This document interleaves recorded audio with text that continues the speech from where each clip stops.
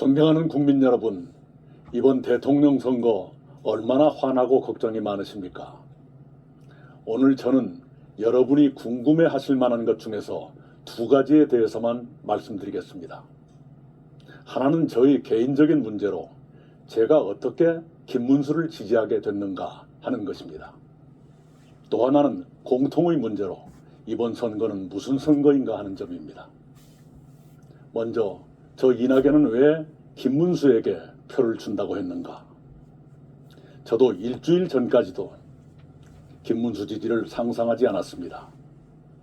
김문수와 저는 같은 대학교의 입학 동기지만 단과대학이 달라 한 번도 만나지 못했습니다. 학교에서나 사회에서나 가는 길이 달랐고 중년이 돼서 정치판에 들어간 뒤에도 진영과 이념이 달랐습니다. 기본적으로 출신 지역이 영호남으로 갈렸고 주변도 달랐습니다. 이번에 저는 선거와 거리를 두고 조금 편히 지내고 싶었습니다. 저희 가족들도 제가 그러기를 바랐습니다. 만약 제가 김문수를 지지한다면 저희 고향 사람들과 옛 동지들은 화를 내실 것이 분명했습니다. 그런데 지난 주말에 저는 예상치 못한 경험을 했습니다. 저는 조용히 생각을 정리하려고 사흘쯤 서울을 떠나 있었습니다. 그때 저는 길을 걷다가 모르는 사람들과 마주치곤 했습니다. 놀랍게도 꽤 많은 분들이 저를 붙잡고 하소연하셨습니다. 이 나라가 어떻게 되는 겁니까? 이 총리께서 어떻게 좀 해보세요. 그런 하소연이었습니다. 저는 대한민국이 괴물 독재 국가로 추락하지 않도록 하는데 조금이라도 도움이 돼야겠다고 결심하게 됐습니다. 그리고 괴물 독재 국가를 막으려면 부득이 김문수가 필요하다고 고심 끝에 결론지었습니다. 인간 김문수도 다시 살펴보게 됐습니다. 그는 저와 같은 날 같은 대학교에 입학했지만 졸업은 저보다 20년이나 늦었습니다. 그는 입학 직후부터 노동운동에 뛰어들어 학교에서 제적되고 감옥도 들락거렸습니다. 그는 중년에 김영삼 대통령의 발탁으로 정치에 입문해 국회의원을 3번, 도지사를 2번 했습니다. 그런데 지금도 봉천동 25평 아파트에 삽니다. 그에게는 제 마음에 들지 않는 것도 있습니다. 때로 극단적 인식을 드러내거나 광화문 목사님과 가까운 것이 제 마음에 걸렸습니다. 그럼에도 불구하고 그의 치열하고 청렴한 삶에 대해서는 같은 시대를 살아온 사람으로서 머리가 숙여졌습니다. 공직자로서 그는 늘 서민과 가깝다기보다 스스로 서민이었습니다. 도지사를 하면서 택시를 운전하는 등 삶의 현장에 밀착하며 일했습니다. 게다가 서울과 수도권을 관통하는 광역 지하철 GTX도 지금 우리를 먹여 살리는 평택 반도체 단지도 그의 작품입니다. 그의 그런 장점과 무엇보다도 괴물 독재 국가를 막아야겠다는 절박한 마음에서 저는 김문수에게 한 표를 찍기로 했습니다. 괴물 독재 출현이라는 국가 위기 앞에서 우리 모두는 진영과 이념과 지역의 차이를 뛰어넘어야 한다고 생각했습니다. 제가 편히 지내겠다는 마음도 버려야 했습니다. 그래서 제가 몇 차례 만남을 거절했던 김문수를 만났습니다. 그와 저는 국민 통합을 위한 공동정부를 구성해 운영하고 개헌을 매듭지어 3년 안에 제7공화국을 출범시키고 퇴진한다는데 합의했습니다. 다음, 이번 선거는 무슨 선거인가를 말씀드리겠습니다. 더불어민주당은 내란 심판의 선거라고 말합니다. 옳습니다. 윤석열 전 대통령의 시대착오적인 비상계엄 선포는 심판받아 마땅합니다.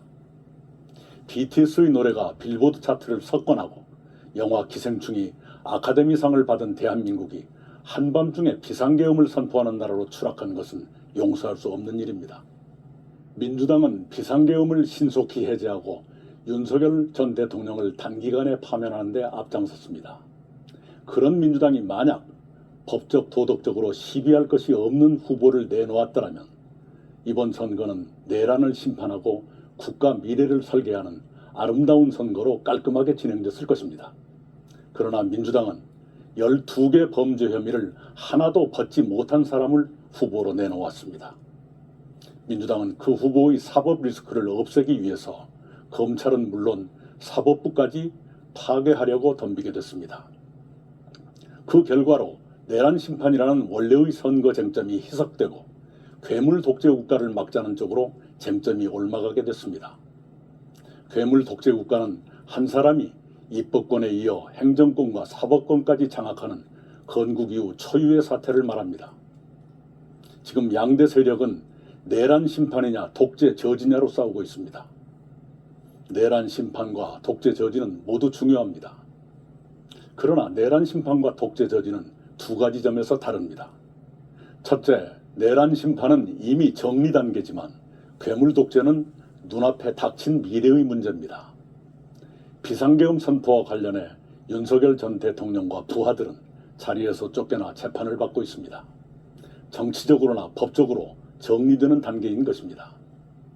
그런데도 민주당이 내란 세력 척결을 계속 말하는 것은 주로 그들 마음에 들지 않는 대법관과 판사를 비롯해 검찰, 경찰, 정치, 기업, 언론계 인사들을 겨냥한 것일지도 모르겠습니다. 비상계엄은 그렇게 정리 단계지만 괴물 독재 국가는 일주일 뒤면 현실이 될지도 모를 공포입니다. 그래서 더 두려운 것입니다. 두 번째 차이는 이것입니다. 비상계엄에는 견제 기능이 있었지만 괴물 독재 국가는 견제 기능이 마비됩니다. 비상계엄은 헌정 질서와 민주주의를 파괴한 폭거였습니다. 그러나 국회의 해제 결의라는 견제 기능이 작동했기 때문에 2시간 33분 만에 해제가 결의됐습니다. 윤석열 전 대통령에 대해서도 마찬가지입니다. 국회의 탄핵 소추라는 견제 기능이 작동해서 비상계엄 넉 달 만에 파면됐습니다. 그러나 괴물 독재 국가는 견제 기능이 마비 또는 위축됩니다. 한 사람이 모든 국가 권력을 손에 쥐기 때문입니다. 국회 다수 세력과 대통령이 같은 세력이면 국회가 나쁜 법을 의결해도 대통령이 거부권을 행사하지 않습니다. 대통령이 자기 자신을 포함해 무리하게 일반 사면을 단행해도 국회가 동의해 줍니다.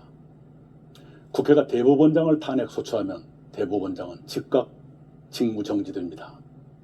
견제 기능은 민주주의의 핵심입니다. 견제 기능이 살아있으면 민주주의는 회복되지만 견제 기능이 죽으면 민주주의도 회복되지 못하고 죽습니다.